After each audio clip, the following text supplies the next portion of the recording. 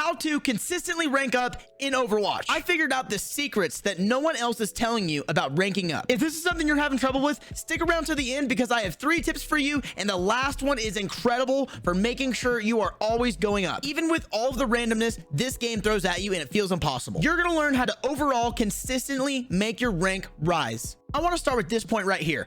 Overwatch is not a solo game if you're playing ranked. Now, you can get away with it if you're maybe diamond and up or masters and up. It's a lot easier to do a solo queue and really hold your own. And you and I both know somebody who won tricks all the way from bronze to top 500, but you are not them. Most people cannot do that and require a couple of people to help. Yes, require. That's the point I'm trying to drive home, and that's something I'm still learning right now. Let me give you an example real quick. I love other games like maybe Call of Duty occasionally where you can solo clutch an entire round and it's really all up to you, right? This game is not like that. Solo clutching is extremely unlikely in rank. I've had multiple games where I'm DPS and I'm dropping more than double of our tank, our other DPS, and more than all of the enemy teammates, but we still lose just because it's a 1v5 in this scenario. So as much as I really want to solo queue a lot of the time, and I'm sure you do as well, it's literally just a gamble if you're playing lower ranks. Like I said, if you're masters or maybe diamond and up, you can get away with it. But if you're masters,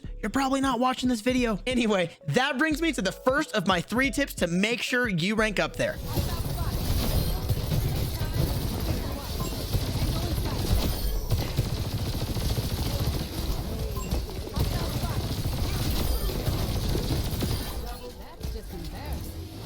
What am I doing to them?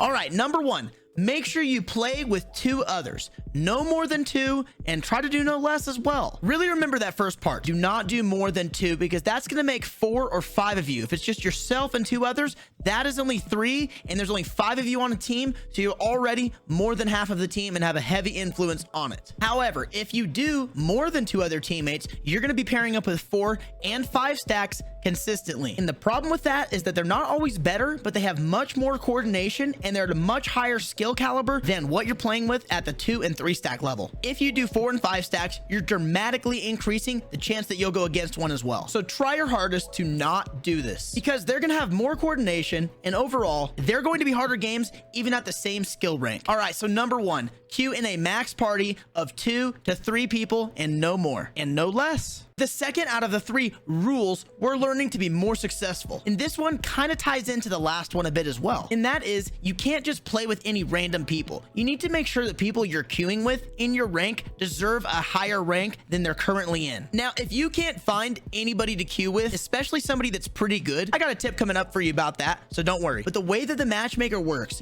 is if you're currently in a gold DPS rank and your friend's also in a gold DPS rank, the matchmaker should, in theory, match you up against enemy gold DPS ranks, or at least very close to it. So if you don't know basic things about gold, like counter picking and knowing what to play positioning wise, meaning you probably don't deserve a higher rank than gold or your teammate, then there's no real reason why you should rank up. You need to make sure that yourself and the people you're queuing with have the skill level for that higher rank, because otherwise that's a whole nother can of worms, improving your skill level in order to actually get to that higher rank. You can't just magically be a bronze in a platinum lobby. Well, you can, but it's not gonna last. We're talking about longevity ranking up. Awesome, so that one's pretty easy. You just have to make sure that your skill level applies to whatever your rank you're trying to get to. Let's go ahead and jump into number 3. This one is important. Play the meta heroes. What does meta mean? It means the most effective tactic available. There is a time and place for characters that are really good but considered off meta, and certainly some games call for it, but never resort to starting on the off meta character. There's no point to do it. There's other options that are better, and you're wasting your ult charge if it doesn't work, which it might not for that specific match. Like I said earlier, we all know somebody who can one trick a character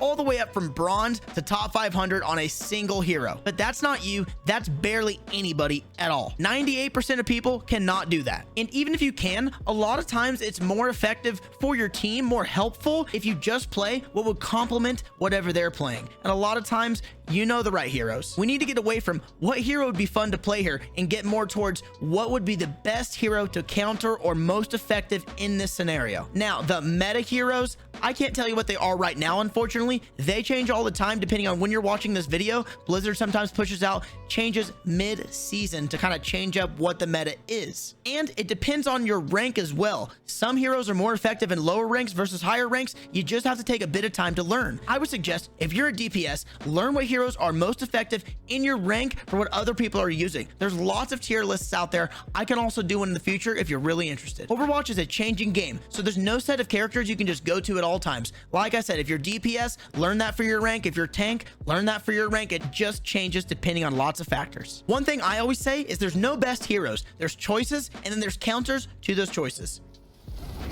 Got BAP. Got another one. And we get Bastion. Oh my god, you shot me, you son of a bitch.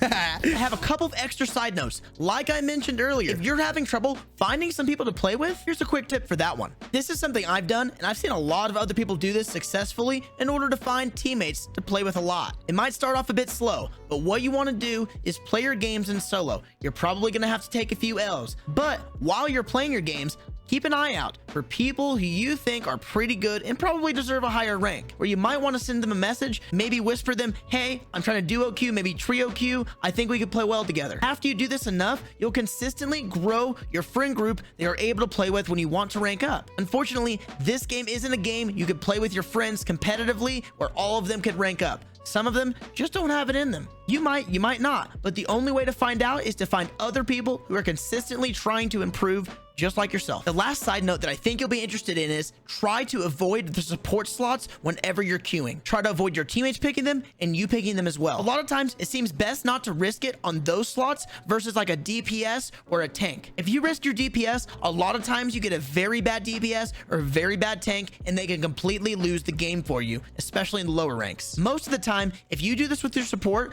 as long as they're healing you a little bit, you should be okay. Hopefully you don't run into absolutely DPS Lucios or TikTok Moiras that aren't just doing any healing at all. But as long as you can avoid those oddballs in there, I would suggest filling the other slots as often as possible. If you have to do one, don't do two, because you're not really increasing your chances of winning. You can only heal so much a person that's just getting out DPS'd or out tanked. Thank you so much for watching this video. I hope it helps you. I hope you enjoyed it. And if there's anything else I can help you with, make sure you check out my live stream where I go live just about every single day on TikTok and Twitch. And check out some of my other videos on this channel as well. Good luck on the rest of your games, guys.